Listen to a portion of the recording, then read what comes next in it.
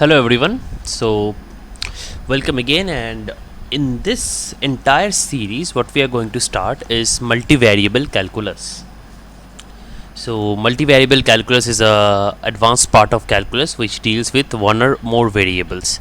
So we have already learned a little bit about single variable calculus, and there is an entire different section devoted to single variable calculus where you learn how to do integration, how to do derivatives, limits, differential equations.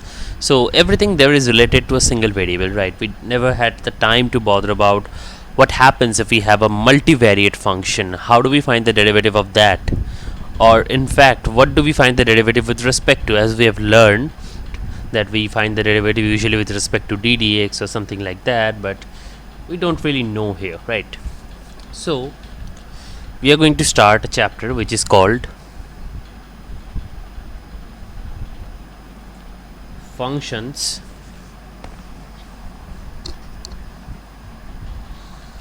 on Euclidean space.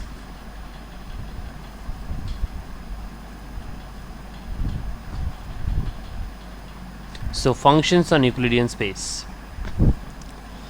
Now, the Euclidean n space, which is R to the power n, is defined as a set of all n tuples, that is, it is R to the power n, which is defined at the set of n tuples x1, x2, and all the way up to xn, where all these xi's are real numbers.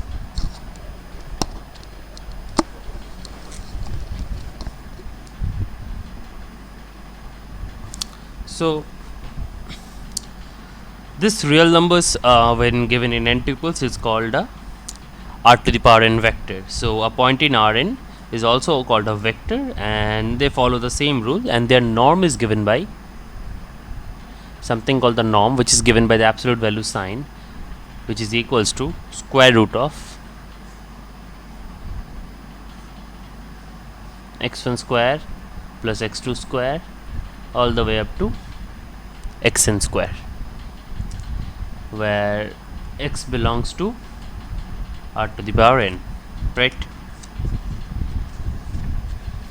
Now, some properties about this variables are as follows. So we are basically trying to investigate what happens when we have a vector in x to the power Rn, right? So some properties.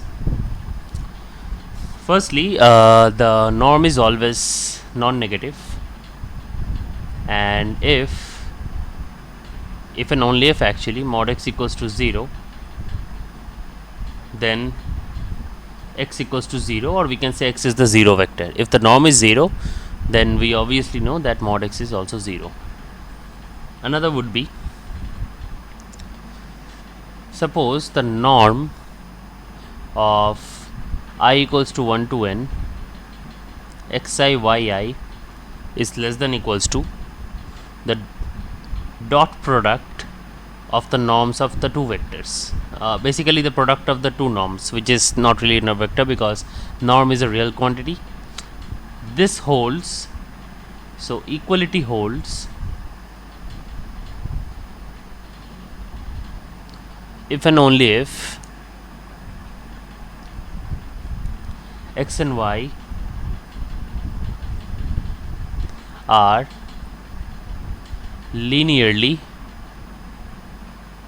dependent. Number 3,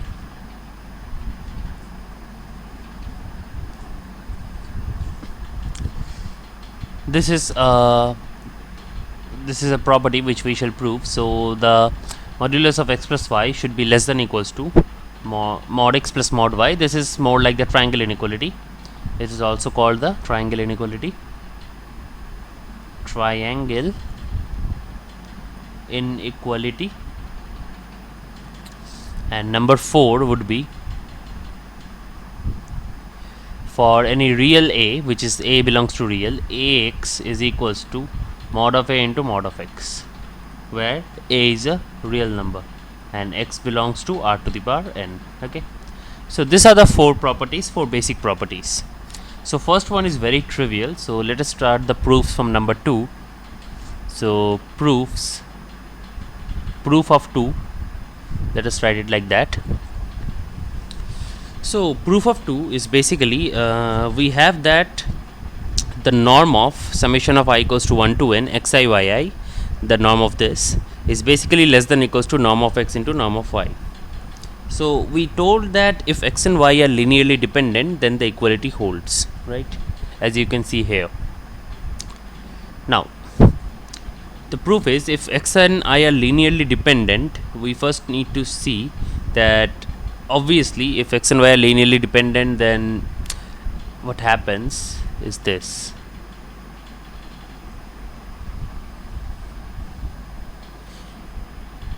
I equals to 1 to n xi yi, this thing should be equals to mod x into mod y, and if this thing happens, well, obviously what we see here, since we know that the norm of this and the norm of that basically equate, and we understand that x and y, this is basically the Cauchy Scwarz inequality. This means that we must have x equals to ay for some a belongs to real, because this is the equality of Cauchy Scwarz. Cauchy Scwarz, right? And Cauchy Scwarz equality says that. And if not, then what you can say, if excuse me, x and y are linearly independent,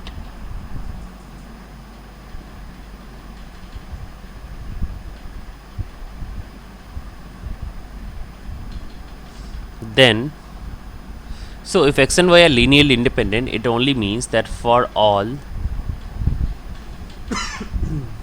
lambda belongs to real numbers, we have that lambda y minus x not equals to 0, because no linear combination of them will have a 0, right? Because x and y are not trivially 0, so no linear combination will also have a 0, because linearly independent means that if any linear combination of x and y are 0, then x and y are identically equal to 0. That's what they mean. So this means that we must have 0 less than lambda y minus x whole square, which is lambda y minus x whole square is not equals to 0, so its whole square will always be greater than 0. So it might be a negative quantity, a positive quantity, it does not matter, the perfect square will always be greater than 0. And this means we can do it as follows. This means that we can write this equals to lambda square y square, basically it's the mod. So what we are going to do is this is equals to lambda y minus x whole square, and this is equals to I equals to 1 to n lambda yi minus xi whole square in terms of the components, right? Because we know that y comma x is a vector from r to the power n, right? So this means that obviously this would mean I equals to 1 to n lambda square yi square minus 2 lambda I equals to 1 to n xi yi plus I equals to 1 to n xi square. Now this would mean that this is a quadratic in lambda, so this is a quadratic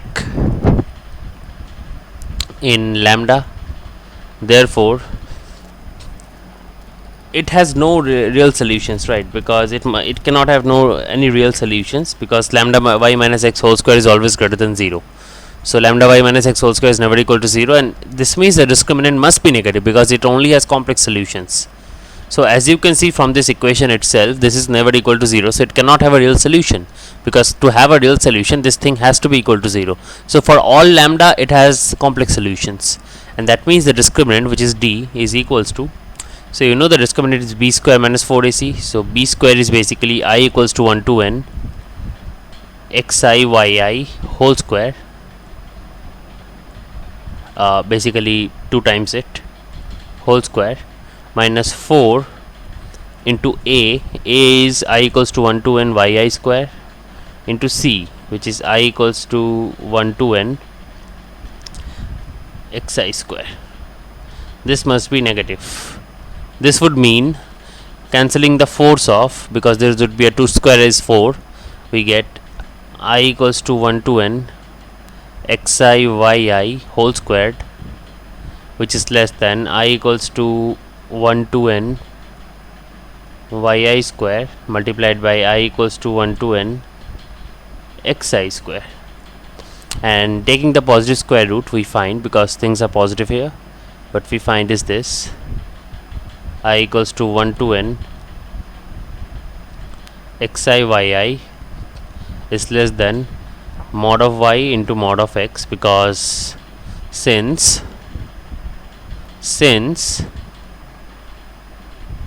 root over of I equals to 1 to n yi square is basically mod of y, and I equals to 1 to n xi square, its root is basically norm of x, right? Thus the second property is proved. Let us do the third property. I'll just show you again what the third property was. The third property was basically norm of x plus y should be less than or equals to norm of x plus norm of y, which we also call the triangle inequality. So let's see. Norm of x plus y is less than or equals to norm of x plus norm of y, right? So we need to prove this. Well, what we can prove is as follows. We can start with norm of x plus y whole squared, which is basically I equals to 1 to n xi plus yi whole squared, and we can find it like this: xi square plus I equals to 1 to n yi squared plus I equals to 1 to n 2 xi yi, right? So this would mean that we have we need to prove that this is less than or equals to mod x square plus mod y square, right? So mod x plus mod y whole square is very easy to prove, because it should be less than or equals to, this thing is basically mod x square, right? This thing is basically mod y square. So it's not where the less than or equals to part comes in, it is where you have this thing xi yi summation, and as we proved before that this is less than or equals to mod x into mod y, so it should be 2 mod x mod y, and this should be equals to mod x plus mod y whole squared. Since the quantities are all positive, we can conclude, we can take the positive square root to find mod of x plus y is less than or equals to mod x plus mod y, and thus it is proved, right? And the fourth one is pretty simple. I'll just give an outline of the proof. Proof for 4 should be mod of ax is equals to a times x1 x2 all the way up to xn, right? So we basically are finding the norm of the vector ax1 ax2 all the way up to axn. This means we are trying to find this a square x1 square plus a square x2 square and all the way up to a square xn square. This would mean that we are taking a square common, and root over of a square is mod a multiplied by root over of x1 square plus x2 square plus all the way up to xn square, right? And this would mean we have this equals to mod of a into mod of x, and this would serve the answer. So this is how we are basically trying to evaluate this kind of problems. Now let us go on to a few more properties about the inner product. So we are going to do this because as I've told you in the previous video that in order to move towards continuous random variables, we need to know a bit of integration, differentiation, limits, all of them. So I'm going to start with limits.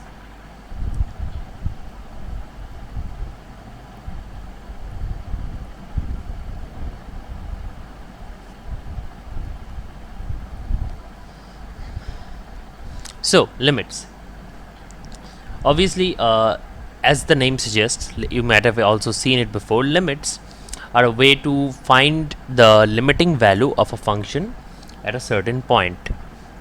So what I mean by this, when I write lim, it means limit, and under it I have to write the variable and the value it goes to.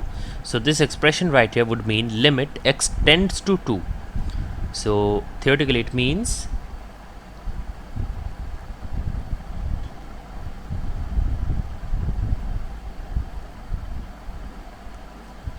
this. So in a general way, when x tends to 2, it always means that x not equals to 2. Okay, but it just goes towards 2. So if you can imagine the number line right here and 2 is somewhere around it, let's say this is 1.5 and let's say this is 2.5, then the variable x assumes on these values very close to 2 but never 2 from the left hand side, and it also assumes values from the right hand side very close to 2 but never 2. So the values that this variable assumes goes towards 2 infinitely closer but never actually close enough to be equal, right? In a sense that we can actually evaluate the following thing. So how do we actually evaluate limits? So first we write this, and the question could be something like there could be an expression like this, f of x. Okay, now if this is the limit problem we are trying to evaluate, it will have an answer, limit x tends to 2 f of x. Now the answer could be f of 2. You just put in the value of x here only when f of 2 exists, but in more cases than none, f of 2 will not exist, or putting just the value of the limit will not work. A common example would be like this: limit x tends to 2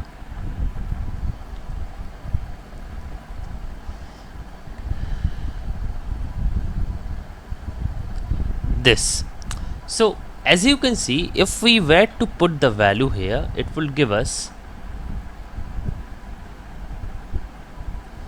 4 minus 4 by 2 minus 2, or 0 by 0, which is practically undefined. It doesn't make any sense at all.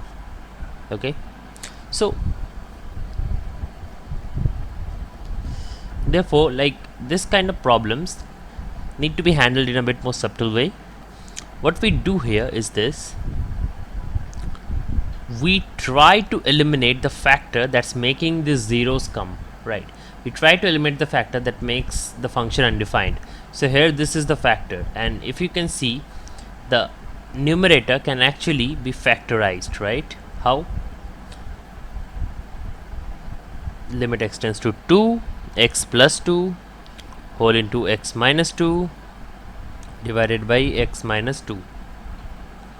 And now if I were to say that I can cancel the x minus 2's off, it wouldn't be illogical to ask that why can we cancel them off, because they're literally zeros, right?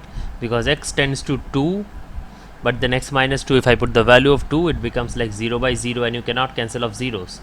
That would be doing literally the same thing, but in fact we can. This is because, as I said you in the earlier part of this video, that whenever I say x tends to 2, this always implies that x is not equal to 2, right? This means that inside the limiting expression, when I'm not putting the value, inside the limiting expression, we can always cancel off the x minus 2's, because x minus 2 is very close to 2 but never 2. So x minus 2 is never 0 actually, because we still have the limit thing on, right? We have not exactly put the value. At the end we put the value of x into the expression, back into the expression, when the function is defined at that point. But before that, whenever we encounter something like the zeros, like this, x minus 2 divided by x minus 2, where both the terms actually evaluate to 0 if we put the value, you can cancel them off, because inside the limit they are not exactly 0, they are close to 0 but not 0. So this gives you limit x tends to 2 x plus 2, right? And now since this is defined at 2, this is not like undefined or infinity or anything like that, we can actually use the value of x to find out this is 2 plus 2, which is 4, which becomes the answer. Okay, so this is a common way to find out limits. And now let us introduce to some of the more basic limits that we shall be encountering. Firstly, a note on this regard: if you have limit x tends to a, where a is a real number, and x to the power n minus a to the power n by x minus a, limits of this form have a general answer, and it is n into a to the power n minus 1. Okay, as you can see in this example, where we had like x tends to 2, x square minus 2 square by x minus 2. Here n was 2, if you can match, and a was 2 as well. So the answer should have been 2 into 2 to the power 2 minus 1, which is 4. So it's a general answer. And why is it true, I'm not going to explain right now, because for that we need the factor theorem, or we can use the derivative, which is the L'Hopital's rule, which we shall learn after we learn a bit of derivatives. Before that, it's really hard to evaluate harder limits without using the derivative. So this is the basic which we need to learn here about this formula, and let's do a few examples about this. So example 1 would be limit x tends to 2 x cube minus 2 cube, obviously, by x minus 2. This is a direct application. And example 2 would be something like this: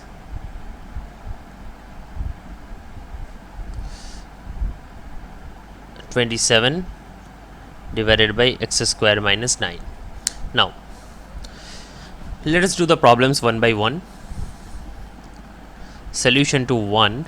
This is a direct application of the formula, so this is just for practice that you remember what we are doing. So x cube minus 2 cube divided by x minus 2. So you can see the n is 3 here and a is 2 here, so it should be n into a to the power n minus 1, right? This just evaluates to 3 into 2 square, which is basically 12, which is the answer.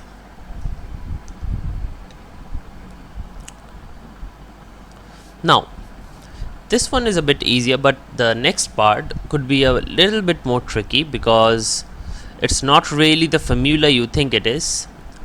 Because limit x tends to 3 x cube minus 27 divided by x square minus 9, right? So like before, we can also see that here if we put the value of 3, it becomes like 27 minus 27 divided by 9 minus 9. But we cannot let that happen, because that would just give you a 0 by 0, of course. But we do know that this is in a similar form as to have the formula we just learned, because this can be written as x cube minus 3 cube divided by x square minus 3 square, right? Now one thing you need to know is, whenever limits exist, different portions of the function can be evaluated separately in multiplication and division form, and also in addition form. Okay, so what does this formula is missing? If you look at the formula which I have defined here carefully, you see that we have limit x tends to a, x to the power n minus a to the power n divided by x minus a, right? We are missing that portion. So what portion do we need here? If this limit were to work, we would need a divided by x minus 3, wouldn't we?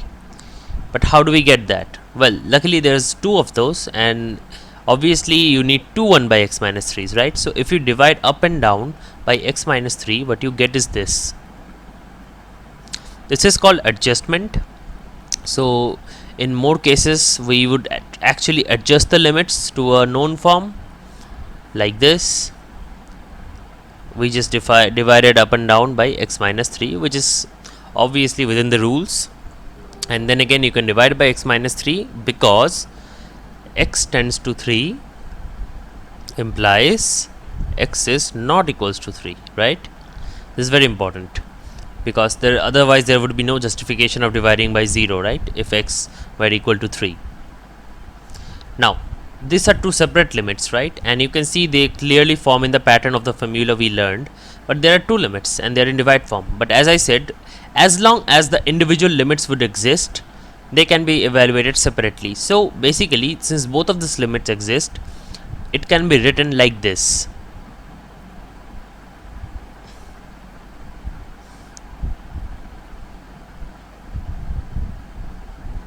divided by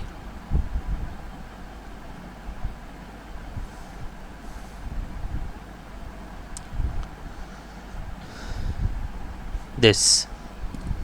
So this would give me like limit x tends to 3 x cube minus 3 cube divided by x minus 3 whole divided by limit x tends to 3 x square minus 3 square divided by x minus 3, right? So this would give me the above portion would be 3 into 3 to the power 3 minus 1, and this one would be n here is 2, so 2 into 3 to the power 2 minus 1, right? So let's evaluate how much that is. This is 3 into 3 square, this is 2 into 3, 3's cancel off, the answer becomes 9 by 2, correct? So this is the answer to our question. So this was a bit tricky, but what I wanted to introduce to you was this concept of adjusting.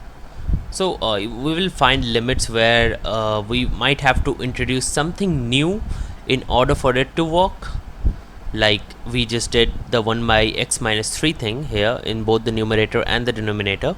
But often more than not, we might have to introduce some things by known formulas we already know, and we have to make them work like that, right?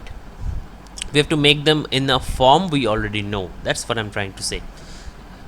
This basically is the first formula that I would like to show you, and let's go on to another one. Another formula is limit x tends to 0 ln of 1 plus x divided by x equals to 1. So this is another formula. Here ln means the natural logarithm, and we are saying that as x tends to 0, the limiting value of logarithm of 1 plus x whole divided by x is equals to 1. Now, how to adjust? That's what I'm trying to make sense here. So let's see. How do we do that? If we had the limit like this, limit x tends to 0 ln of 1 plus 2x whole divided by x, how would we evaluate this? Because this exactly doesn't go with our formula, right? But you need to understand clearly what it means here. It means that when the variable goes to 0, if you have logarithm of 1 plus that variable which goes to 0 divided by the same variable which goes to 0, this particular expression amounts to 1. Okay, so it really means here that limit x tends to 0, if you have a 2 here and you just write it like this, this expression in the limiting value should go to 0 or should go to 1. Why is that? Because see, if x tends to 0, you can treat this as an equation here, so 2x will also go to 0. Okay, this is entirely true because x keeps on decreasing and goes to 0, so obviously 2x will also keep on decreasing and go to 0, maybe at a slower rate, but yes, it will go on, right? So this means that we can write this limit as 2 into limit. Even if you want, you can just substitute for 2x as y and then write y tends to 0, or you can just simply write x tends to 0 or even 2x tends to 0, which you should not write once you get enough practice, but for now it's okay. It will give you 2 into 1, which is 2, right? So I hope the idea is clear that how to actually do these adjustments like we did here and like we are doing here. Let's go to another one. Number 3. We can write another formula here, limit x tends to 0 e to the power x minus 1 by x is equals to 1. Well, this is one of the same things. This is another formula, and obviously if you had something like limit x tends to 0 e to the power 3x minus 1 by 2x, let's say, and if we were to evaluate this, obviously we need to get it to this form. Okay, so the power of e and the denominator must be same, and we have the minus 1 as well, so this should be 1 if given a proper adjustment. So firstly, this 1 by 2 here is the constant. We can take it out and write it as limit x tends to 0 e to the power 3x minus 1 by x, and then we can have a 3 here, so that we do a proper adjustment by making the denominator equal to 3x, and this shall give you 3 by 2 because this portion is just 1, right? Right. So I hope you get the idea. Now it's time to prove two of these things. So proof 1,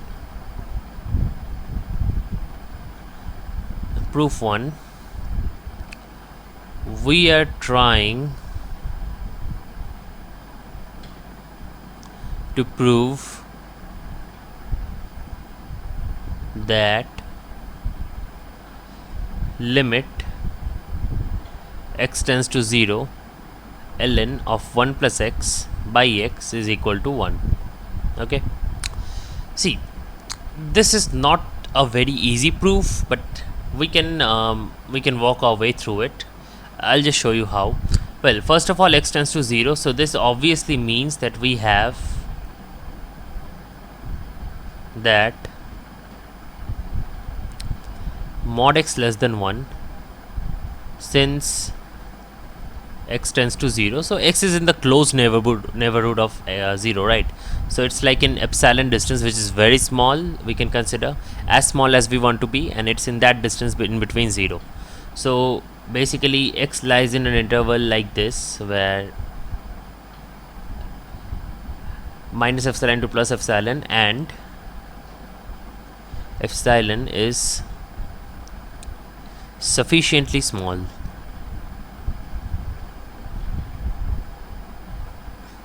Right? So with this expression in mind, what we can do is we are trying to find a series representation for logarithm of 1 plus x, natural logarithm in fact. How do we do that? Not yet, but let us try to use the theory we have used earlier, which is the Taylor series, right? But in this case we need to find it near 0, so we can use the Maclaurin series directly. We remember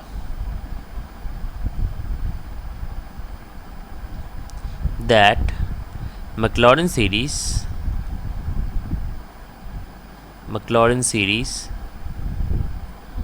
for fx is given by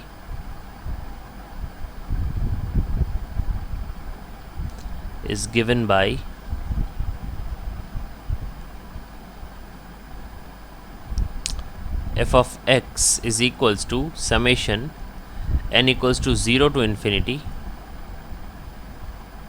nth derivative of f at the point 0 divided by n factorial into x to the power n, right? And here we have mod x less than 1, since we are trying to find it for logarithm of 1 plus x, which is only defined for minus 1 less than x less than 1. Okay, so the only term we need to find is the nth derivative at the point 0. So let us begin and try to see what happens. So firstly, f of 0 should be ln of 1 plus 0, which is ln of 1, which is 0. So the first term is 0, like the 0th term is 0. Okay, f dashed x in fact would be 1 by 1 plus x, and this would mean f dashed 0 should be 1, right? F double dashed x would be minus 1 by 1 plus x whole squared. So f double dashed 0 should be minus 1. Again, f triple dashed x should be 2 by 1 plus x whole cube, and this would mean that f 30 is 2, right? So this would is going to give us a pattern very soon if we just continue it for like 3 to 4 terms, because I do not really want to indulge you with the nth derivative formula directly, which we can calculate directly from here, but let's save that for the derivative portion. So f4 of x again would be minus 6 by 1 plus x whole to the power 4, or in other words this is just minus 3 factorial by 1 plus x whole to the power 4. So this was give us f40 equals to minus 3 factorial. Let us do two more terms.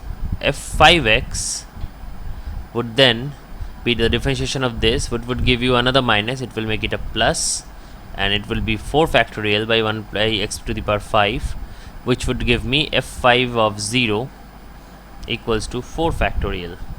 And similarly f6 of x should be minus 5 factorial, judging by it.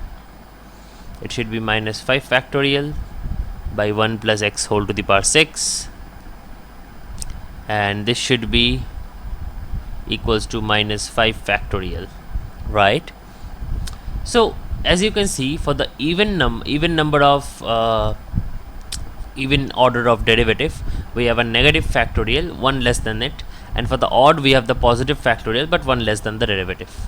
So we can write that ln of 1 plus x, by the Maclaurin series definition, it should be f0 plus x into f dash 0 plus x square by 2 factorial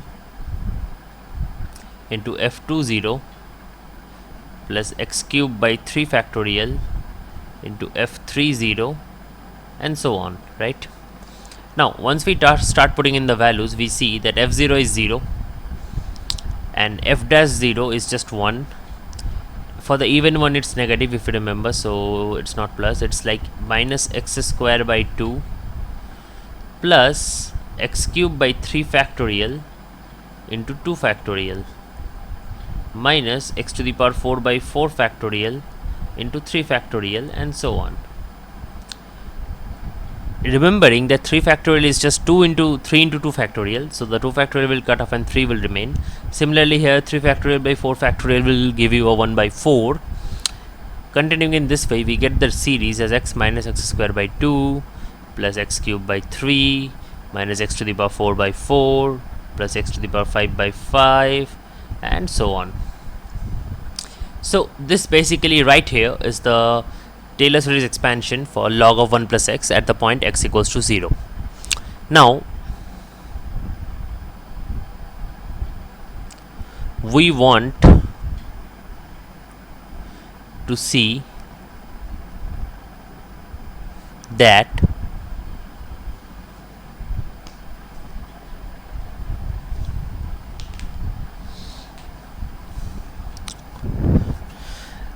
in the limiting case, we were trying to prove that limit x tends to 0, ln of 1 plus x by x, right? Now let us write it under, because the series could be a long shot, so we can use the series definition here, and we can write it as 1 by x into x minus x square by 2 plus x cube by 3 minus x to the power 4 by 4, and so on.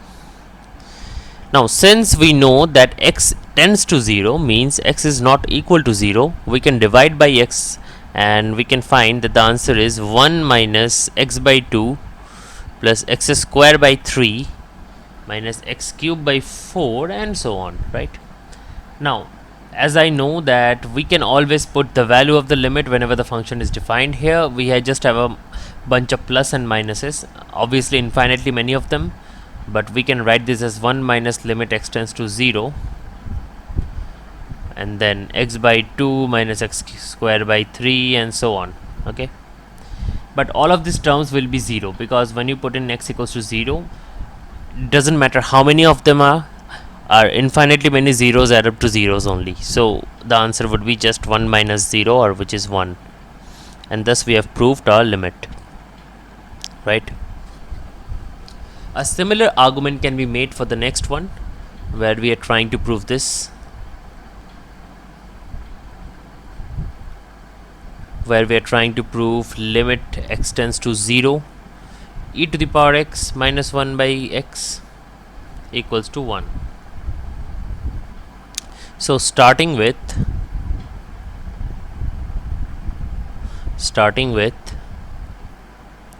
e to the power x equals to 1 plus x square by 2 factorial plus x cube by 3 factorial and all the way, we can see that if we just take the 1 on the left hand side and divide by x, what we get is this: 1 plus x by 2 factorial plus x square by 3 factorial plus so on.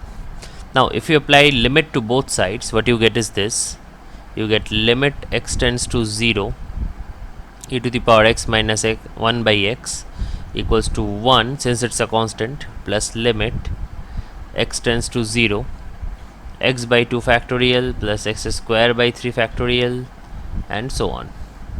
But then again, all of these terms are 0, so the answer should be 1 plus 0, which is 1. Right? I have used this definition because I have already showed you how to get the Taylor series for e to the power x in the previous videos. So I just used the result directly. If you really want to revisit, you can just have a look at the previous videos to see how this was derived. I have done it in every step possible. Now this gives the proof for two of our formulas which we learned, and for the first formula as well, we can actually give a outline of the proof of limit x tends to a x to the power n minus a to the power n by x minus a is equals to n into a to the power n minus 1. So this proof is generally given by factor theorem. So let me state the factor theorem here. It's an important result, so if you want, you can note it down.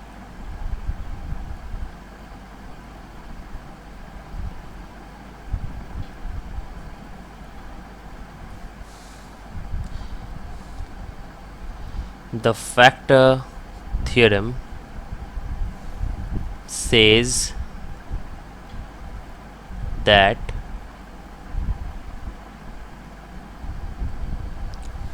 x to the power n minus a to the power n is equals to x minus a into x to the power n minus 1 into a plus x to the power n minus 2 into a squared and all the way up to I do not think this was there, yeah, x into a, and at the last term would be a to the power n minus 1. Yeah, this is the factor theorem. So it factors like expressions of the form x to the power n minus a to the power n. So if we were to use this factor theorem, we could easily see that limit x tends to a x to the power n minus a to the power n divided by x minus a would be equal to limit x tends to a x minus a into x to the power n minus 1 plus x to the power n minus 2 into a and all the way up to a to the power n minus 1 divided by x minus a, right? Now since I have already told you x tends to a means x doesn't equal to a, so we can carefully cross this off and we are left with limit x tends to a x to the power n minus 1 plus x to the power n minus 2 into a plus x to the power n minus 3 into a squared and all the way up to a to the power n minus 1. Now putting the value of x, because now this expression is completely defined and it's a polynomial, we see that it is equal to a to the power n minus 1 plus a to the power n minus 2 into a plus a to the power n minus 3 into a squared and all the way up to a to the power n minus 1. Simplifying, we would get a to the power n minus 1 plus a to the power n minus 1 plus a to the power n minus 1, and all of the terms would be a to the power n minus 1. And how many of them are there? There are n of them, because see, here the power starts from a to the power 0, here the power ends at a to the power n minus 1, so from 0 to n minus 1 inclusive there are n terms, right? So it becomes n into a to the power n minus 1, which is the answer, right? So I've given you proof of all the three theorems that I have used here, because this would be a good foundation to what we are trying to do. The inner product is given like this. So the inner product given x and y, which belongs to r to the power n, we define. So we write the inner product like this, and we define it to be I equals to 1 to n xi yi, right? So the result for the inner product is basically a real number, and we have a few properties we would like to prove. We won't really like to prove, but we would like to just state it. So the properties are as follows: x comma y is equals to x comma ay is equals to a times inner product of x comma y, and this holds for real numbers a. Also, we can write x1 plus x2 comma y is equals to x1 comma y plus x2 comma y,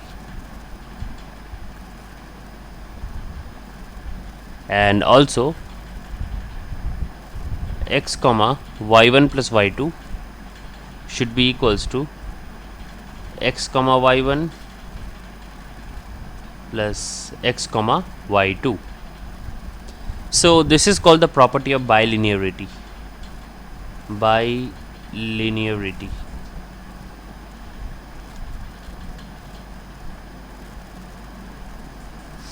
And this is true because this is the inner product and not the norm.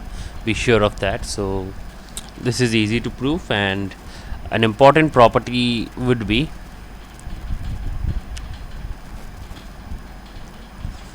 norm of x is basically equals to root over of inner product of x and x itself.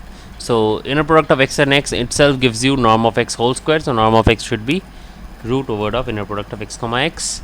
And also number 3, inner product of x comma y can also be written as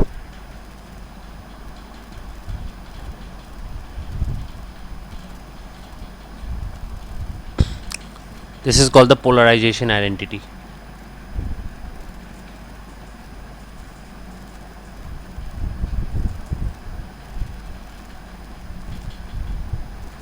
Yes, so these are the properties for this, and it's not really something we would like to prove. So let us head down to some details. So from this section we understand that the vector 0 comma 0 0 0, this is simply 0. So the 0 vector is simply denoted as, from this all of we have studied, we are saying that 0 vector is usually like 0 comma 0 comma all the way up to 0 belongs to r to the power n. This is the 0 vector, and the usual basis for r to the power n, the usual basis is something which you learn in linear algebra. The usual basis for which is how we define vectors is e1 e2 all the way up to en. This is the usual basis. Then if t from r to the power n to r to the power m is a linear transformation,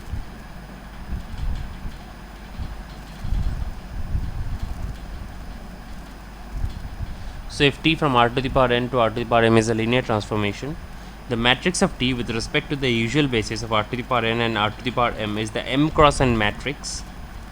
So the matrix of t is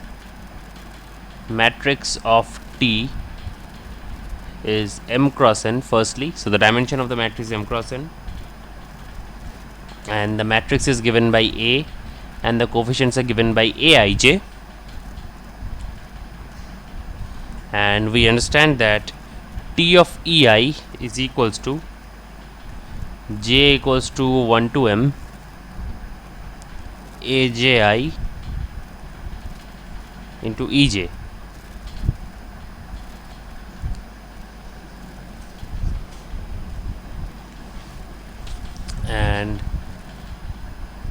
coefficients of Ti appear in the ith column of the matrix. So basically these coefficients of Ti, these things, they appear in the ith column of the matrix.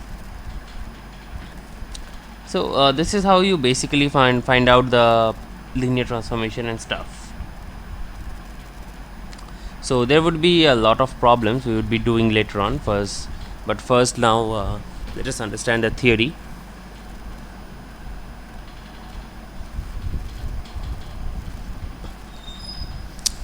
So this completes our section for that. So let us do this problem. Prove that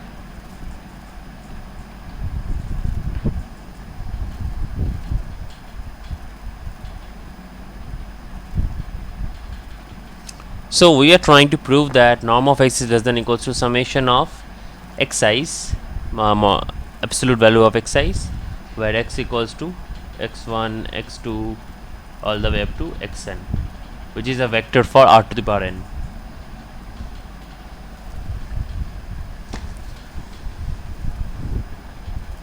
So this means that we will have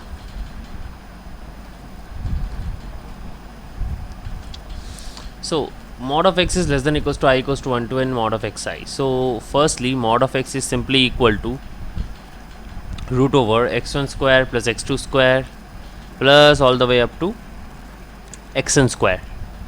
And we understand that this definition, and we want to prove the other side of the equality is s equals to I equals to 1 to n mod of xi's. Now what happens if you square it? If you square this thing, what you get is I equals to 1 to n mod xi squares plus 2 times, and then there would be a double summation where I less than j might walk, and you have xi xj, right? But this is simply equals to mod x whole squared plus some positive quantity, because all of them are in absolute values, right? Quantity. So this should be greater than equal to mod x square. So therefore, since all of the things are positive, we might say that I equals to 1 to n mod xi whole square mod xi is greater than equal to mod x, and this is proved. So these are like rather easy ones, because once you know the properties and stuff, you can prove them easily on your own.